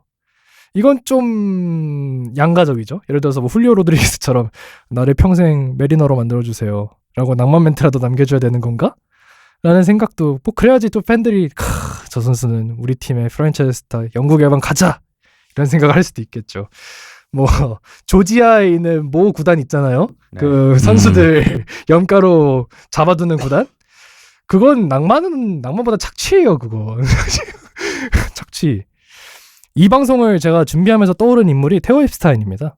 테오 엡스타인 뭐 다 아실 거예요. 사실상 프런트에서 고트급을 다투는 저주 브레이커고 우승 청부사잖아요. 86년 만에 이제 보스턴 레드삭스의 밤비노 저주도 깨주고 108년 만에 시카고 컵스의 염소의 저주도 깨주는 정말 기념비적인 인물인데, 앱스타인이 이제 2003년에 보스턴 단장을 역임할 때 그 당시 역대 최연소 단장이었습니다.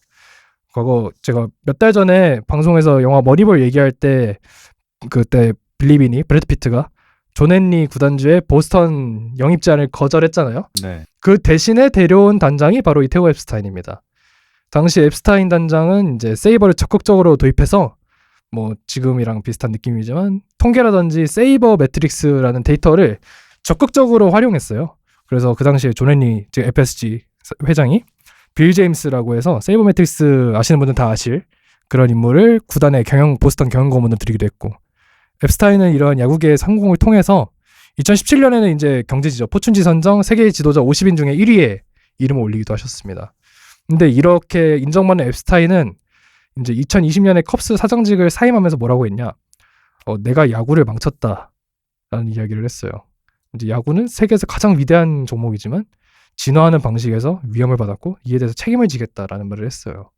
선수 개인이라든지 팀을 분석하면서 이제 뭔가 좀 더 세밀화된 야구가 야구가 뭔가 좀 더 예술적이고 뭔가 오락적인 가치에 부정적인 영향을 끼쳤다라고 테오 앱스타인이 말을 했는데, 사실 이건 좀 뭔가 충격적이죠. 왜냐면 앱스타인이라는 인물이 사실 좀 개인적으로 뭐 지금 뭐 프리드먼 사장이라든지 유명한 인물들이 좀 많이 나왔지만 가장 세이버로 성공한 사람은 사실 테오 앱스타인이라고 좀 개인적으로 생각을 하거든요. 근데 그런 인물이 그런 말을 했다는 건 분명히 곱씹어 볼 만한 것 같아요. 그 마지막으로 한 말은 이제 친구들과 함께 앉아서 자유롭게 야구를 즐길 수 있게 됐다라는 말을 했는데, 이 부분에 대해서는 좀 생각해 볼 필요가 분명히 있을 것 같습니다. 저는 이제 야구가 이제 과거에 비해 낭만이 떨어진다? 뭐 그런 얘기에 대해서는 과거에는 낭만이었던 것들이 이제는 뭐 전설, 과거의 유물로 변해가는 과정에 있다고 저는 생각이 들더라고요. 일단 투수 쪽에서는 낭만이라는 가치가 좀 많이 퇴색되는 경향이 좀 두드러지고 있다고 생각을 하는데, 야구에서 가장 중요하다고 할 수 있는 가치가 과거에는 이제 투혼이나 헌신이었다면 최근에는 효율이 됐다는 게 가장 큰 변화라고 저는 생각을 합니다. 그래서 따라서 과거와 달리 뭐 선발 투수들의 완투가 급격하게 줄어들고 불펜 투수들의 등판 관리도 굉장히 중요해지고, 과거에는 이제 낭만을 평가받던 모습들이 이제는 구시대에 어떻게 보면 말도 안 되는 영웅담이 된 것 같은 느낌이 없잖아 있는 것 같습니다. 그래서 이런 야구는 이제 포스트 시즌이 아닌 이상 낭만으로 받아들이기 힘든 전설의 영향에 들어섰다고 보는 게 맞는 것 같습니다. 그리고 타자의 경우는 이제 투수에 비해 변화가 적은데, 과거에 뭐 이종범 코치나 이대영 해설위원처럼 한 시즌에 막 도루를 막 60에서 70개까지 하면서 상대팀을 흔드는 모습도 최근에는 이제 부상 방지를 이유로 이제 많이 자제시키고 있다는 점에서 타자들에게도 이러한 점이 좀 적용된다고 볼 수는 있을 것 같습니다. 그래서 특히 이제 메이저리그에서 시작된 플라이볼 혁명으로 많은 타자들이 장타자로의 변화를 시도하는 상황이다 보니 올해 KBO에서 뭐 황성빈 선수나 조수행 선수 같은 좀 그렇죠. 잭스에게 유형의 타자들이 반대로 좀 조명을 받는 그런 경향도 있다고 저는 생각을 합니다. 저는 야구에 있어서 이런 낭만이 없다는 과거 위화적인 시각이 많이 반영됐다고 생각을 해요. 예를 들어서 정말 최동원 선수 멋있었습니다만 그 코리안 시리즈에서 무리한 등판이 당연하지만 커리어에 영향을 미쳤겠죠. 정말 낭만의 KBO 리그로 봤을 때는 끝이었지만 그게 요새 시대에는 저는 안 하는 게 맞다고 생각을 하거든요. 아, 그렇죠. 네, 불펜 투수의 연투를 관리하는 것도 어떻게 보면 그런 영역에 있는 거고요. 그랬을 때 낭만이 없다라는 얘기를 하는 이유는 말씀하신 것처럼 야구가 효율성을 이제 추구를 하기 시작하면서 결국에는 이제 세이버 매트릭스에 의한 분석에 의한 결과로 이제 운영을 가져가게 되고, 그게 사실은 뭐 선발 투수 이닝이 줄어드는 것도 그런 영역에 있다고 하는데, 이제 그거를 바꾸자, 예전처럼 되돌리자라고 했을 때 그냥 이제 낭만이 없다라고 하시는 분들도 6이닝 의무제를 도입하자 이러면 뭐야 이건 이런 식으로 반응을 할 수밖에 없는 거잖아요. 그렇죠. 시대가 변했는데. 그리고 사실은 메이저리그 같은 경우에는 이닝이 적어진 이유는 당연하지만 구속혁명 때문이죠. 그렇죠. 지금은 굉장히 이제 과거가 미화되어 있습니다만 예전에 메이저리그 패스트볼 평균 구속은 90마일이 2000년대 초반만 해도 안 됐었거든요. 맞아요. 그리고 우리가 기억을 했을 때 물론 상대적이라서 더 빠르게 느껴졌겠지만 랜디 존슨 와 지금 생각해보면 막 97마일 평균 구속일 것 같지만 찾아보면 94마일 아래거든요. 평균 구속으로 따지면. 그러니까 그때는 완급 조절이 가능했던 거죠. 근데 지금은 평균 94마일인 리그에서 더 빠른 공을 던지지 않으면 살아남을 수가 없으니까 전력축으로 하다 보면 선수가 빨리 지치고 빨리 다치고 그러는 건데 아 요새 투수들은 이닝도 못 먹고 나약해졌고 사실은 그게 아닌 거잖아요. 그렇죠. 네, 그런 식으로 생각했을 때 뭐 그런 부분들은 저는 낭만이라는 단어가 좀 오염돼서 그렇게 쓰이는 것 같은데 지켜야 될 낭만은 있다고 생각을 합니다. 예를 들면 아까 처음에 도입했을 때 얘기 드렸던 게 이제 기사도 문학에서 나왔다고 했잖아요. 아, 그렇죠. 기사도 문학 시대에 딱 생각을 해보면 결투 때 난 누구다. 난 누구다. 우리 한판 붙자. 이렇게 하고 정확하게 이제 결투를 하잖아요. 공평하게. 근데 사실은 효율적으로 따지면 뒤에서 총 쏘면 되죠. 그렇죠. 근데 이게 사실은 야구란 스포츠에도 있는 게 이제 선발 투수 예고제죠. 아, 그렇죠. 근데 사실 우리나라는 몇몇 감독들이 그 물을 좀 흐려가지고 선발 투수 예고제라는 게 진짜 이제 제도화가 돼서 있는 거거든요. 근데 메이저리그는 그런 제도가 지금도 없습니다. 왜냐면 그걸 공개하는 게 당연하니까요. 근데 일부 젊은 감독들은 2시간 전까지 선발 투수를 안 밝혀요. 네. 아, 그래서 TBD로 떠 있고. 그렇죠. 네. 그리고 막 오프너 쓰는 것도 안 써도 되는데 쓰는 경우들도 상당히 많고요. 그랬을 때 제가 드는 생각은 야구 팬들은 선발 매치업 보고 보통은 경기를 보러 가는 분들도 많거든요. 맞아요. 근데 이거는 좀 상도위에 맞지 않지 않나? 네, 이거는 지켜야 된다. 네, 그런 부분들이 몇 개가 있진 않나 싶어요. 네. 뭐 요즘 변화한 것 중에 이제 가장 핫한 건 피치 클락도 있을 것이고, 그쵸. 시프트 제한 거는 거나 베이스 크기 확대 뭐 이런 것들이 있을 텐데, 개인적으로는 시프트 제한은 좀 잘했다고 생각해요. 시프트 제한 얘기를 하면서 생각나는 게 제가 이거 준비하면서 크리스 데이비스 선수가 좀 생각이 났거든요. 크리스 데이비스 이제 볼티모어 크리스 데이비스 얘기하는 겁니다. 요즘 이제 지금의 볼티모어를 만든 사실상 창조주잖아요. 어쩔 수 없이 강제 탱킹을 하게 만들어가지고. 근데 사실 뭐 당연히 크리스 데이비스 선수가 장기 계약 먹튀가 됐다라는 사실은 모두 다 알고 계시겠지만, 사실 크리스 데이비스 선수의 플레이 스타일을 보면은 정말 극단적으로 당겨치는 선수거든요. 크리스 데이비스 선수는. 네. 근데 그 선수가 물론 그 에더러를 못 먹어서 아무래도 플레이 스타일의 변화가 가져온 것도 있지만, 뭐 54타수 무안타 기록을 세운다든지 이런 느낌도 있지만, 가장 중요한 건 이제 2015년에도 이제 약을 다시 다른 약으로 복용을 한 후에 47홈런을 쳤는데, 그 당시 크리스 데이비스가 들어왔을 때 4타석 중에 3타석은 개인 저격 시프트가 걸린 상태로 들어갔습니다. 그리고 그 다음에는 10번 중에 9번은 시프트가 걸린 상태에서 타석에 들어갔어요. 근데 그 같은 2016년에 메이저리그 좌타자들은 오직 30% 확률로 시프트밖에 안 걸렸거든요. 그래서 크리스 데이비스 상대 생각하면 본인은 미칠 것 같은 거예요. 아, 원래 저만큼 치면은 일단 안타는 되는 건데 그게 다 인플레이 타구가 아웃되고, 물론 뭐 삼진을 많이 당하는 타자이긴 했습니다만 옛날 같았으면 안타가 될 수 있는 타구였는데도 아웃이 되니까 본인 입장에서는 좀 열받겠죠. 그래서 2017년에 텍사스전에서 이제 오도어가 당시 이루수였는데 정말 천에서 누가 봐도 이건 안타성 타구인데 깊은 곳에 가 있던 이루수 오도에게 잡혀서 아웃당하고, 그래서 크리스 데이비스가 읊조리면서 아 이건 야구가 아니야 라고 말했다는 일화라든지 제가 개인적으로 기억나는 건 작년에 맥스먼시 선수가 이제 다저 스타디움에서 샌디에이고와의 경기를 할 때 1, 2간 사이에 3루수 마차도 선수가 거의 우익수 앞에 가 있는 시프트를 본 적이 있거든요. 야, 그런 거 보면서 와, 저렇게까지 해야 되나? 라는 생각을 개인적으로는 했던 것 같아요. 그래서 사실 말씀해 주셨지만 낭만이라는 건 결국 비효율이잖아요. 뭔가 지금 효율성을 따지는 야구에서 뭔가 비효율을 찾자는 건데 솔직히 좀 그건 부자연스러운 부분은 맞죠. 솔직히 야구로 치면은 뭔가 이렇게 성장 곡선을 그려가다가 하향세를 가져올 수도 있는 게 낭만이라고 저는 개인적으로 생각을 하는 게 근데 전 개인적으로 진화는 무조건 진보는 아니거든요. 그렇게.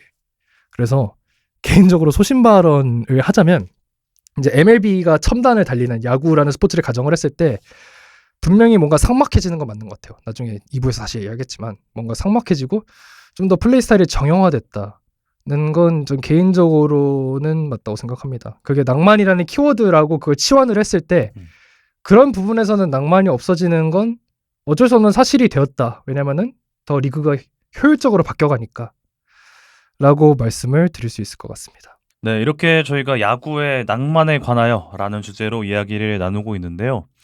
저희가 할 얘기가 정말 많은데 1부가 시작한 지가 꽤 오래됐습니다. 시간 관계상 나머지 이야기들은 2부에서 좀 더 살펴보도록 하겠습니다. 저희가 오늘 이제 월요일이니까 화수 이틀 동안 있다가 목요일날 저희 2부 방송이 나오는데 좀 기다리시는 동안 청취자분들이 생각하시는 낭만의 시대는 언제다 하는 댓글 좀 달고 계시면 2부 기다리는 지루함이 좀 덜하지 않을까 싶습니다. 댓글 많이 달아주시고요. 그럼 저희는 사흘 뒤에 목요일 방송에서 뵙겠습니다. 지금까지 김예찬 PD님, 이현우님 그리고 조승화님과 함께했고요. 저는 호스트 윤영선이었습니다. 고맙습니다. 야구에 대한 자유로운 수다 야자수.